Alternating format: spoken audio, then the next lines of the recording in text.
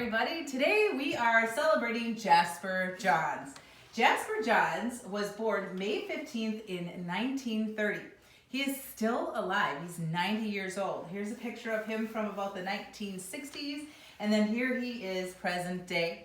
You may have noticed I have two people with me today. Today joining me on our Jasper Johns journey is my son Brody and my son Tyler. We are going to, all three of us, make one of these Jasper Johns inspired works of art so that we can see some variety in how many options we'll have in this fun activity. Jasper Johns was in the Army. He served in the Korean War and he was stationed in Sendai, Japan. After he returned home, he started creating artwork. And one of the things that he has talked about is that he had a dream about creating an American flag. So next day, he started creating an American flag, and he became very, very famous for this. It's called Flag, and it was created in 1954. Now, the interesting thing about this flag is Jasper Johns was very, very interested in using materials to create textures within his work, non-traditional things. He would do some collaging under his paintings using lots of different materials. For example, if we take a look at this one, this is a close-up of that flag that we were just looking at. And you will see that underneath the paint, Jasper Johns used newspaper clippings and all kinds of layers of things. So it's not what meets the eye. It's when you get closer up to it that it becomes even more exciting and more interesting. Common icons as inspiration. Common things that we're used to seeing and then celebrating them in works of art. For example, this one is called Alphabet and it was done in 1959. Again, you can see the very abstract nature of Jasper Johns' works, but very common themes to them as well. He is known as one of the most significant and influential painters of the 20th century. All right, so moving on. We're going to need some supplies today. Today, paper any size, any direction. So if you want to go vertically or horizontally, that will be up to you. Pencils, crayons, or oil pastels. I have optional on there because what we are going to be doing mostly between the boys and myself is we will be using paints as our main medium today. However, if you don't have paints, you can certainly do this activity with colors such as these. Scissors, this is if you want to cut apart some of your materials that you will be using. A paintbrush. Our paint colors today, we're going with the primary colors of red, yellow, blue, black, and white. And number stencils, cutouts, these would be optional things for you to trace depending upon what you're going to be using for your own personal project. And then some miscellaneous texture materials. I sent out the boys into the yard to try to figure out some things that we could use underneath our paints, and they came up with some bark from our yard. We had some of these wood pieces sitting around the studio. I've got some buttons as some texture materials. We were looking for sand, but our sand wasn't in the greatest shape, so the boys brought up some grass seed. And then, of course, in true Jasper Johns style, we tried to find some text, like some newspaper or some newsletter type of things that we can cut apart without anybody in the family being upset that we cut it apart. All right, so we have our list of supplies. Now, what we have to do first is think of something simple that has meaning to us. For example, maybe a special number, perhaps a letter of the alphabet, a symbol that you like. You can see here that it's going to start with that very simplistic letter or number, and we're going to go through some stages of that one letter, number, and then we will add things as we go for this abstract Jasper Johns inspired work of art today. All right, so we are thinking you can use all kinds of things to create your letters, numbers. When I say stencils, even some things like this, if you have some of those little magnetic letters sitting around. Tyler has chosen a large letter K that he will use to trace, which he can start doing now. Brody, what are you going to be doing today? 3. A number 3. Why are you going to do a number 3, Brody? It is my basketball number. That is Brody's basketball number. And I myself, I'm going to go with, I believe, a numbers 5 to 1. That is the address of my house, 521. So our first step of the day is to take your pencils and lay out the letter, number, symbol, whatever it is, but making sure that you are taking up a nice part of your paper. You want this to be large and to have the attention of the work of art. So I just have to find my own pencil here. Brody, I'm going to borrow yours for a moment. And I'm going to lay out my 5. Now I don't have any stencils today, so I am just freehanding. So when I thought about it, I thought, boy, most people aren't going to have stencils of their own, so of course freehanding will work just fine. So my 5, my 2, and my 1, hopefully spreading those out so they take a nice amount of space on the paper. I will be painting over these numbers, so if they are not quite perfect, we will adjust as we go. Thanks for the pencil, Brody. Let's get your number 3 in place. Make it nice and big. Draw it nice and dark so we can see it. Ty, can you show them your letter K? Okay, so we've got a great start going. That is step 1. Just lay out whatever it is that you're going to be creating your work of art, the subject of your work of art. Next, taking black paint and a paintbrush. I'm going to ask everyone to please paint in this significant letter, symbol, number, whatever it may be. Be bold about it. We're going to do a lot of stuff to this, so no need to be too particular and fussy. In the end, when all is said and done, the important thing for us will be is that we can recognize what this introductory letter, number, symbol will be. So we'll paint in the subject of our work of art. Now when you are done with this particular placement here, then I'm going to ask you to take your brush. Don't do a whole lot of anything around.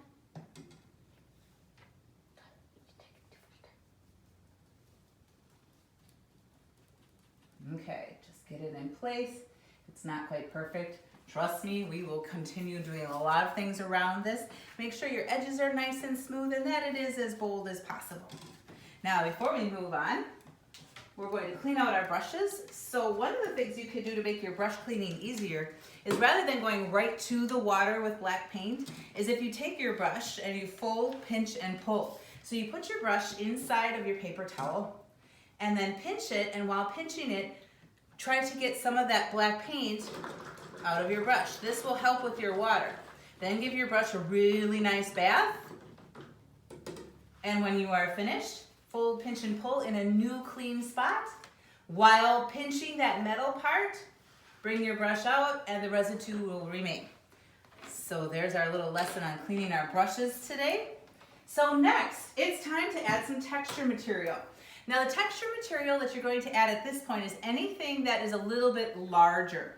For example, when we look at the number 9, we can see those wood pieces that are being added around the border. You can use any of your things, like if you have buttons, the paper, the wood pieces, and try to give your texture some interest points around your numbers, letters, or symbol. So we have some glue here. I do believe I might have missed that on our supply list. So I'm going to use a few of these wood pieces myself. And if I put one up here for balance purposes, then I'll maybe go to the other side and spread out my textural materials. Now these are the 3-dimensional items. When it comes to things like grass seed, sand, if you're going to mix some sand into your paint, those would be things that we will do later. These will just be the larger background, things we're going to paint over. Whatever you do on one side, consider balancing it out on the other. Maybe I'll try some buttons here today. We are using tacky glue. Any type of glue will do, but tacky glue, of course, it's called tacky glue for a reason because it's nice and sticky. But if you have Elmer's, you'll just need to be a little more patient with your glue. you work. I think I want to try some of this bark that you guys found.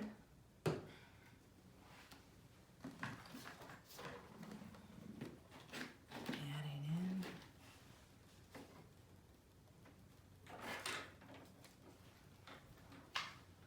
So truly, there really is no right or wrong way to do this. It's whatever you feel like doing.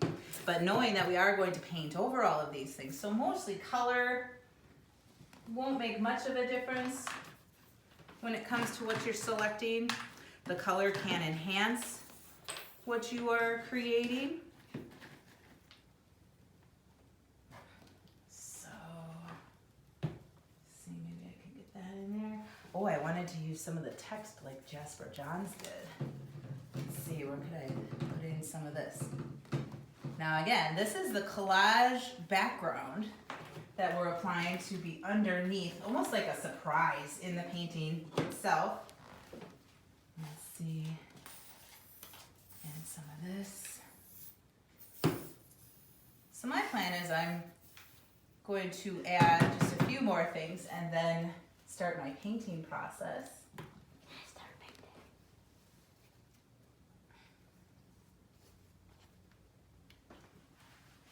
So again, working on some interest points. Okay, how are you guys feeling about yours? Good. We're good. I feel like I have some interesting things in my background. How about you, Brody? We good? Time? Gonna keep working on it? Okay. So next, we're gonna start applying some paint. Now, when it comes to applying paint, we'll do one color at a time. And as we are adding our colors, you want to consider what's going on in your work of art. For example, if I have a 0 or an O in the middle, do you see how my paintbrush strokes are going to go around that letter? And then of course, as I branch out to the outer edges, I'll start adding more lines in the directions of that edge. Again, here's another example. Here's a number 5.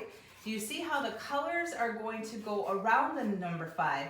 And as we move away from the subject of our painting, then we will take our paintbrush strokes and we'll go a little bit more linear, a little more horizontal, a little more vertical. So, for example, to begin, let's start with some red paint. We'll start with red today. And now what we're going to do is when we start with the color, we'll use that color all over the entire work of art, all over the entire composition. So for myself, you could use the same size brush, different size brush. I'll go the same. And now I'm going to dip into my red paint. So everybody get your red paint ready. And now going around my subject matter first, I'm going to pick some spots to add some red paint. Now, if I end up covering up some of my subject matter, no worries. We can always add that black again at the end of this paint adventure that we are on. So I'm just gonna notice I painted right over the newspaper that was in my way. I'm going to pretend that everything in the background, texture-wise, is not there. I'm painting as if it does not exist. So I've gone around my main subject. Now I'm going to take my red paint and do a little bit of work around my outside edges as well. Now, of course, if you are home and you're realizing, holy cow, I am making a big mess on the table, now might be a good time to get some paper to go underneath. Or if you have the type of table that is just okay to wash, but don't avoid your edges to, avoid making a mess on the table. You want to get your entire composition with some red treatment at this time. When you are done with your red paint, this is when you'll take that fold, pinch, and pull trick. Take your first round of paint off of your brush first, and then with your water cup, give it a good bath. And once again, find a clean spot on your paper towel, fold it, pinch the metal, and pull. And your brush will be ready for our next color. Moving on to some blue. Now we're going to do the same thing, looking for some open spots. Getting my blue ready. Again, starting with my main subject of my painting. So now, let's find some open spots. Adding in some blue again. Forgetting about anything that is in the background. You'll notice that if you do overlap some of your colors, blue and red make Purple. Purple. So we'll actually get some purples to start showing up. One key thing I want to remind you of is this is not meant to be a back and forth, mix it on the paper. It's meant just to be a one brush stroke type of event. And lay it on anywhere that you feel like you need it, and then move on.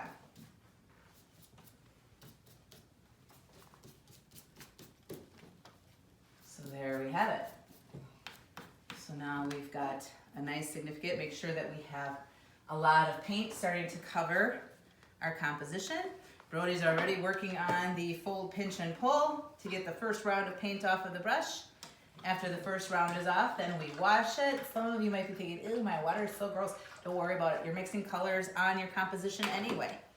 So once you have the blue rinsed out, fold, pinch, and pull, clean out your brush. Moving on to the yellow. Yellow, hello. Jello. Here we go.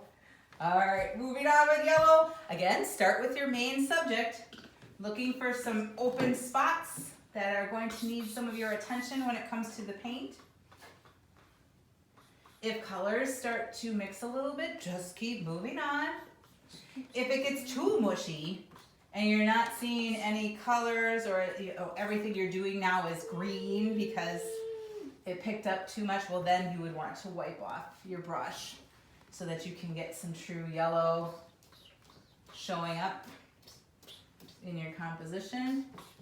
So now that I've done my main subject, now I'm going to come out here to the outside edges. Just making quick decisions, looking for spots that are open. I know I did a whole bunch on the bottom, so now I will do even more on the top. Forgetting that any of that texture stuff is there. Going over it. Okay, looking great. Very fun. So now, this is where if you'd like to use some sand, some dirt, any kind of textured material that is small, pebbles, this would be when you want to choose one of your colors to put that texture in. Because once we put the texture in the paint color, there's no going back from that. So for myself, I think I am going to use some of my texture in my red. Yellow. Actually, I think I'm going to go for it in my white paint. This grass seed that the boys found is very, very interesting to me. So here's my white paint. I'm going to make a little hole in the center of my white paint, because I may want to use some of these colors again in just a little while. And I'm going to take some of that grass seed, put it right in my paint, and then mix it in. And it's going to make this really interesting textured, lumpy, bumpy paint. I think I'm going to put a little bit more in there so it's really lumpy, bumpy. This is going to be fun to try to paint with. Okay, so Brody's going for the grass seed in the yellow. All right, so now I have this really cool texture in my white paint, and I am going to use that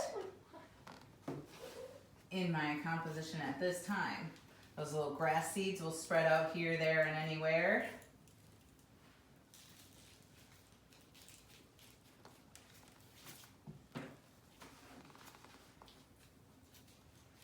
And I'm looking for some open spots that could require some of this interesting textured paint. Grass seed, who would have thought? Looks pretty cool. Chunkier the better, I think. Chunky. Brody, could you please sit down? Thank you. So I'm almost spreading it and leaving it. Whatever it decides to do, I'll be happy with that. Now, as you can see, the more I am doing, my numbers are getting just a little bit lost in all of this. But I'm not going to worry about that, because in the end, that'll be my last step. I'll just take some of that black paint and add in and get my numbers 5, 2, and 1 right back to where they were in the first place. And if they're a little bit hard to read, that's okay too. That's kind of part of the fun. Don't forget your edges. Can let some of my bark colors show through here. Now every once in a while, it's a good idea to take a little pause and look at your artwork to see if your colors are looking balanced, if you need more color here, there, or anywhere.